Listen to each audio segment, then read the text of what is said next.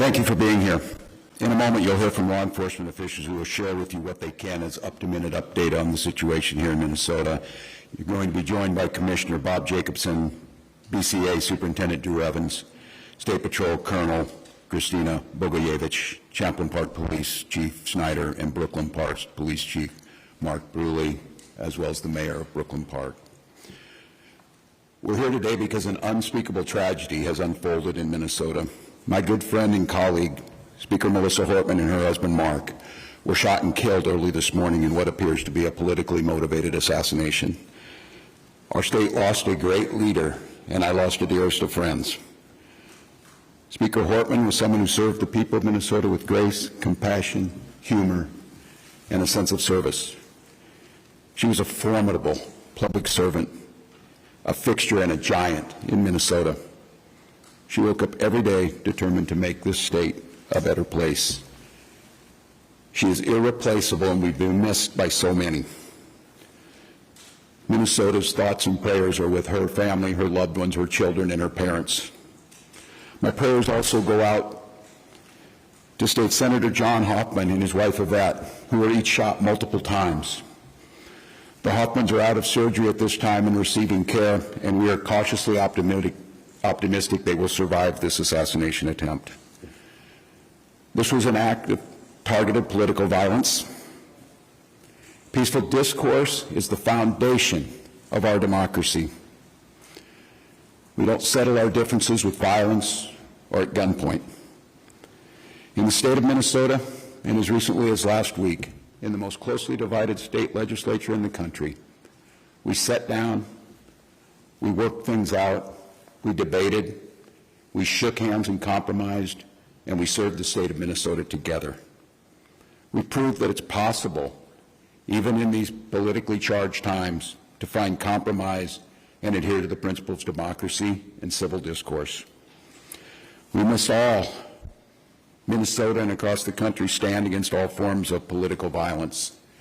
At this precipice moment we're on,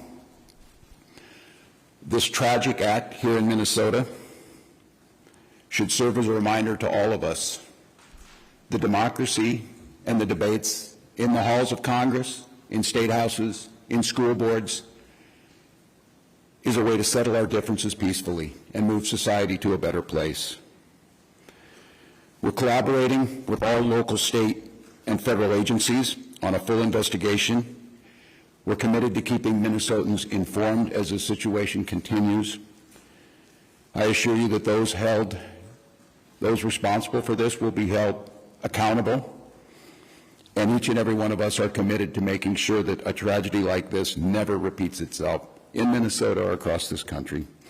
I'd now like to turn it over to my public safety team to fill you in on the specifics of this ongoing investigation. Thank you, Governor, and thank you, everyone, for being here today. My name is Drew Evans, and I'm the superintendent at the Minnesota Bureau of Criminal Apprehension. I want to start by just expressing our deepest sympathies to the communities, the family, the friends, and everybody that cared about the individuals that were gunned down today. When we have individuals like this in our political leadership, they're not only political leaders, but they're members of the community, well-known members of the community, that the tragedy in a situation like this is not only for them, their friends and families, but us collectively, the communities they represent, us as a state of Minnesota as a whole. About 2 a.m. this morning, there was an original call in the city of Champlain where there was an individual that had shot Senator Hoffman and his wife. Police responded to that location. They were dealing with that and working through that process overnight. And then later on, at approximately 3:35, another call came in when it was officers proactively checking because they knew of the incident that occurred, and they were going to check on Speaker Hortman at that time, at which time Brooklyn Park police officers encountered an individual who immediately fired at them, and they exchanged gunfire, and then the individual was able to escape during that exchange of gunfire. At the residence in Champlain, there was life-saving measures that were provided there. Both individuals were transported, as was previously noted, and they both received surgeries for their injuries at the hospital, and their conditions are at this time, both those individuals, Senator Hoffman and his wife, are both alive at this time, but they suffered gunshot wounds and are obviously in a difficult situation. But we're cautiously optimistic that they will continue to improve. At this time, it is a very active scene still, as you've seen. The Brooklyn Park Police Department, along with other members, the Hennepin County Sheriff's Office, State Patrol, FBI, BC, and many others are actively engaged in a manhunt for the individual that we believe is responsible for this. And so we'll be sharing the identity with those individuals as this progresses, but I'm going to caution you, I know there's going to be a ton of interest in this. We're not at the position we can do that as we're actively searching for that individual.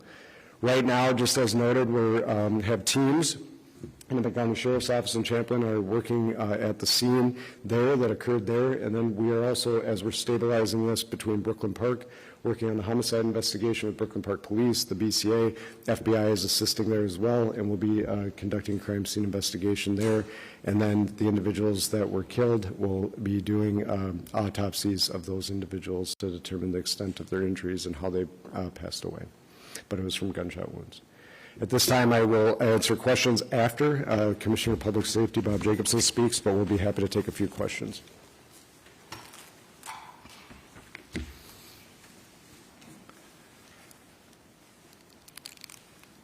Thank you, Superintendent Evans. My name is Bob Jacobson. It's my honor to serve as the Commissioner of Public Safety for the state of Minnesota. This is a dark day today for Minnesota and for democracy. But we will not allow fear or violence to define who we are or how we move forward. We will stand together and we will stand strong. Our hearts, of course, go out to the victims, their families, their colleagues at the Capitol, and to the communities that they serve with dedication and with integrity. These are public servants, leaders who committed their lives to improving the lives of others, and they were targeted in a violent and cowardly way. The suspect exploited the trust of our uniforms, that our uniforms are meant to represent. That betrayal is deeply disturbing to those of us who wear the badge with honor and responsibility. We want to reassure the public that there is increased security in place for elected officials and others who may be at risk.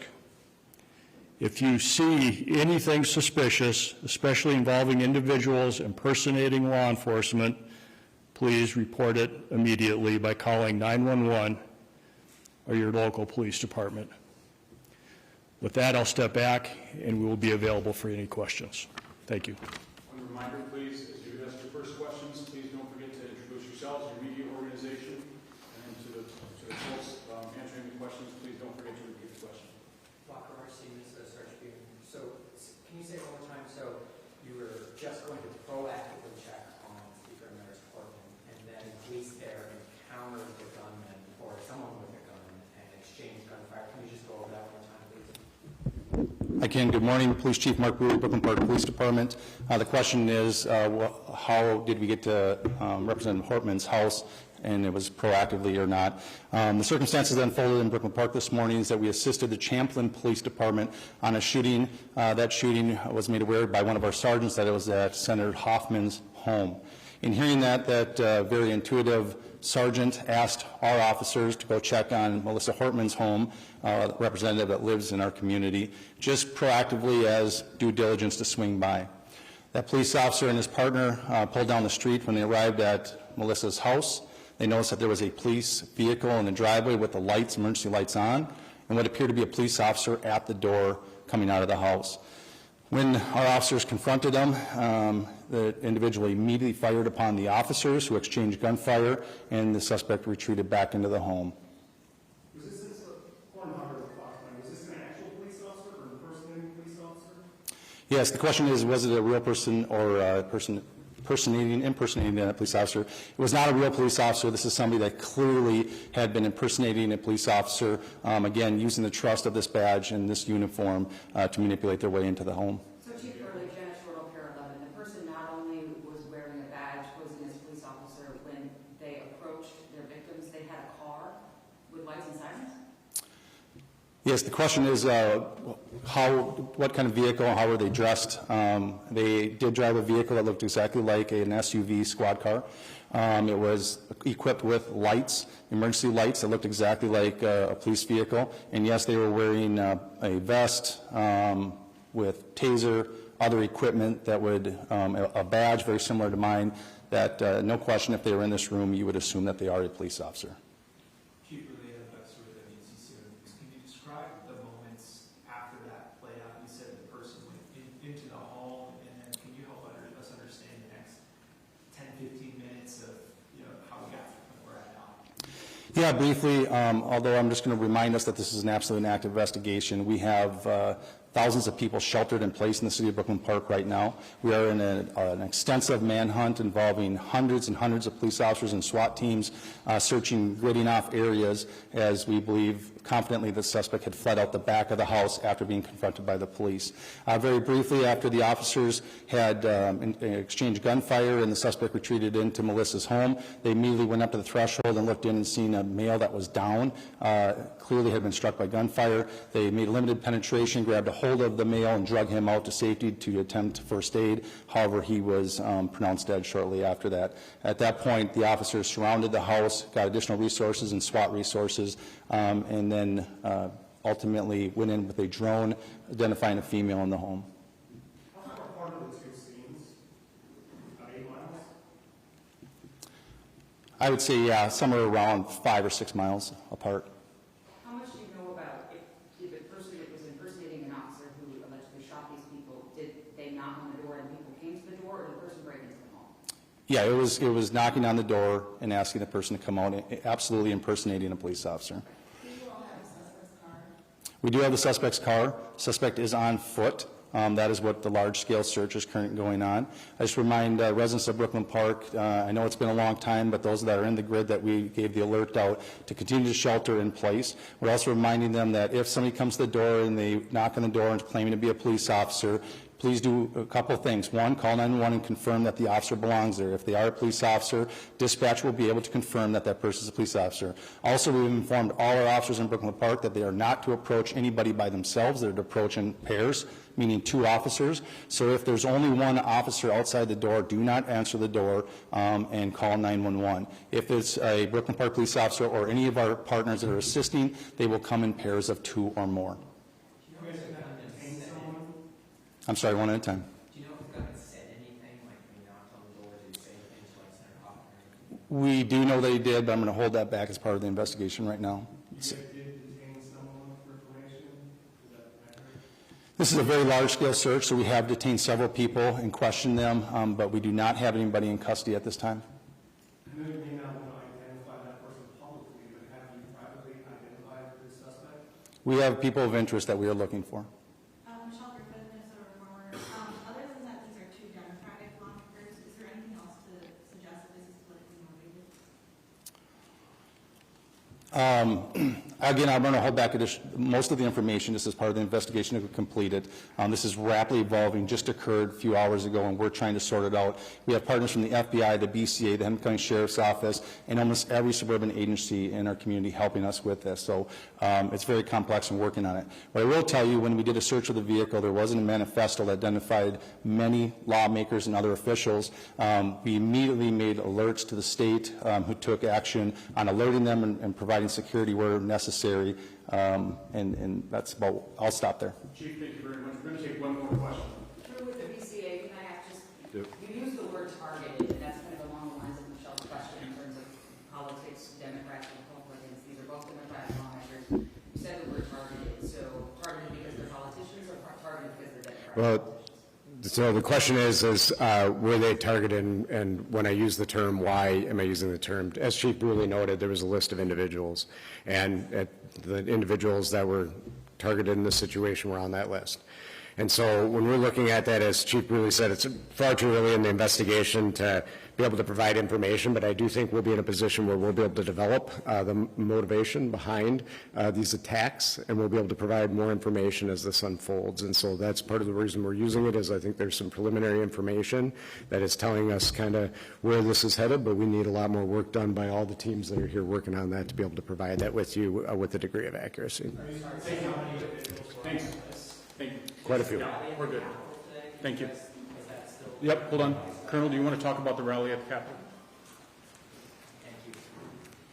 Good morning, Colonel Bogoyevich with the State Patrol. We are aware of the demonstrations across Minnesota, including the Capitol and across the nation. We will work with our state partners and our local partners to provide security and safety for those that attend. Christy Miller, Pioneer Press, can you confirm that you will have a sniper station at the Capitol? The question was, will we have a sniper at the Capitol? We don't discuss our security plans on the Capitol grounds. Colonel, thank you. Okay, thank you very much, everybody, for being here. We will, I think you do have, and if you haven't, let me know, but we do have a place where you can send inquiries for either interview requests, information requests. We have our State Emergency Operations Center set up. If you need information on how to make those requests and make sure that we see them, let me know.